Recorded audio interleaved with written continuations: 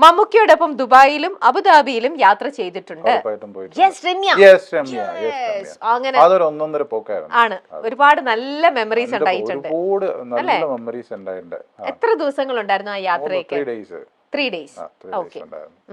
മാമാങ്കം എന്ന് പറഞ്ഞ സിനിമയുടെ ഷൂട്ടിൽ വെച്ചിട്ടാണ്. അങ്ങനെ ഷൂട്ടിംഗ് പർപ്പസിനാണോ പോയത്? അല്ലല്ല, ഷൂട്ടിംഗ് പർപ്പസ് അല്ല. എന്നെ കൊണ്ടുപോകേണ്ട ആവശ്യമില്ല ശരിക്കും. അതിനകത്ത് വേറെ ആൾക്കാരുണ്ടായിരുന്നു. പക്ഷെ നമുക്ക് കൊണ്ടുപോയി, നമുക്ക് നന്നായിട്ട് കെയർ ചെയ്തു, നമുക്കിവിടെ ഒപ്പം തന്നെ സഞ്ചരിക്കാൻ പറ്റി.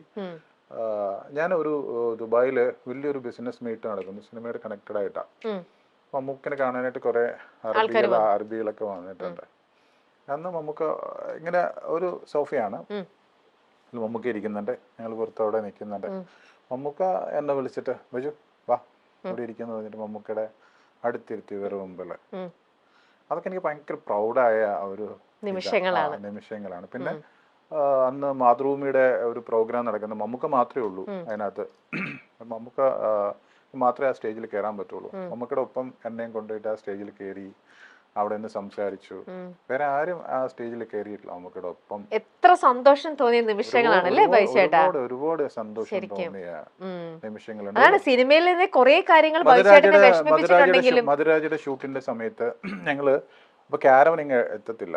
അപ്പൊ അന്ന് ഒരു ഫൈറ്റ് സീക്വൻസ് ഞങ്ങള് മറ്റേ സ്റ്റേജ് പൊങ്ങി പോകുന്ന ഇതാ.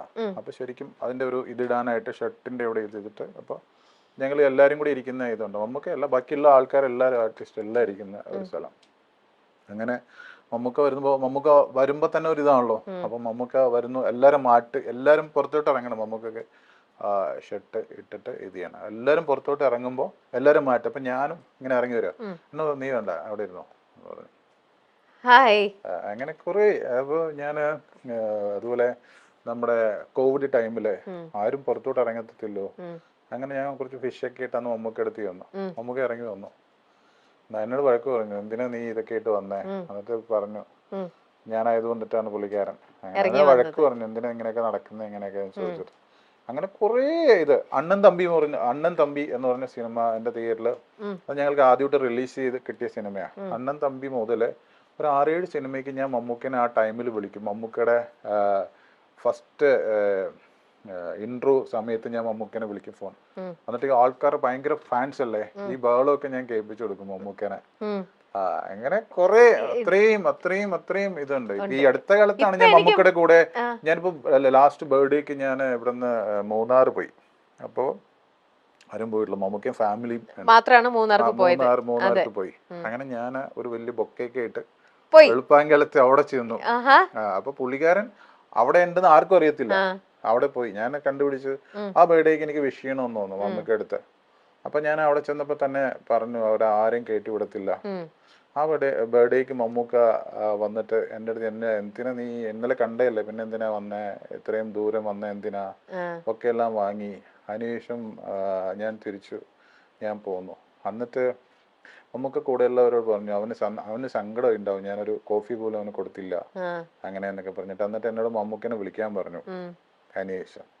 അപ്പൊ അങ്ങനെ കുറെ മമ്മൂക്കയായിട്ട് കുറെ അത്രയും ആത്മബന്ധം ഉണ്ടായി. അതുകൊണ്ട് തന്നെയാണ് മമ്മൂക്ക കറക്റ്റ് റൈറ്റ് ടൈമില് എന്നോട് ചോദിച്ചു എത്ര മണിക്കാണ് ഈ ഫംഗ്ഷൻ നടക്കുന്നത് എന്നൊക്കെ എല്ലാം ചോദിച്ചിട്ട് ആ റൈറ്റ് ടൈമില് ഒരു വെള്ളിയേട്ടനെ പോലെ കയറി വന്നു. എല്ലാരും മുമ്പിൽ വെച്ചിട്ട് എന്നെ കെട്ടിപ്പിടിച്ചു. അങ്ങനെ എന്നിട്ട് അങ്ങനെ പുള്ളിക്കാരൻ അത്രയും ക്രൗഡായിരുന്നു, ഒരുപാട് പേര് ഉണ്ടായിരുന്നു. കുറെ കൂടെ സ്പെൻഡ് ചെയ്ത് കല്യാണത്തിനും മമ്മൂക്ക തീർച്ചയായിട്ടും ഉണ്ടാവും അല്ലേ? അതെ അതെ, എത്താൻ പറ്റട്ടെ. ഇപ്പൊ എനിക്ക് മനസ്സിലായി ബൈജു ചേട്ടന്റെ വീട്ടിൽ എന്തുകൊണ്ടാണ് ബൈജു ചേട്ടന്റെ കുറെ ട്രോഫികൾ ഇങ്ങനെ മെമന്റോകളുടെ ഇടയിൽ മമ്മൂക്കയുടെ മാത്രം ഒരു മുഖം, ഒരു മെമന്റോ അവിടെ വെച്ചത്. അതിന്റെ പിന്നിലത്തെ രഹസ്യം ഇന്നിപ്പോ വളരെ ക്ലിയർ ആയിട്ട് മനസ്സിലായി. ഇത്രയും ഡെപ്തിൽ അന്ന് പറഞ്ഞില്ല, പക്ഷെ ഇന്നിപ്പോൾ ആ ഡെപ്തിൽ പറഞ്ഞപ്പോഴാണ് ആ ആത്മബന്ധം, നിങ്ങളുടെ തമ്മിലുള്ള ആ ഒരു ബന്ധത്തിന്റെ ആഴം മനസ്സിലായത്. ഞാൻ പറഞ്ഞില്ലേ, ഞാൻ അന്ന് 8ാം ക്ലാസ്സിൽ പഠിക്കുന്ന സമയം മുതലേ മമ്മൂട്ടി എന്നൊക്കെ ഇപ്പോഴല്ല, അന്ന് മമ്മൂട്ടി എന്നല്ലേ പറയുള്ളൂ. അതെ. അപ്പോ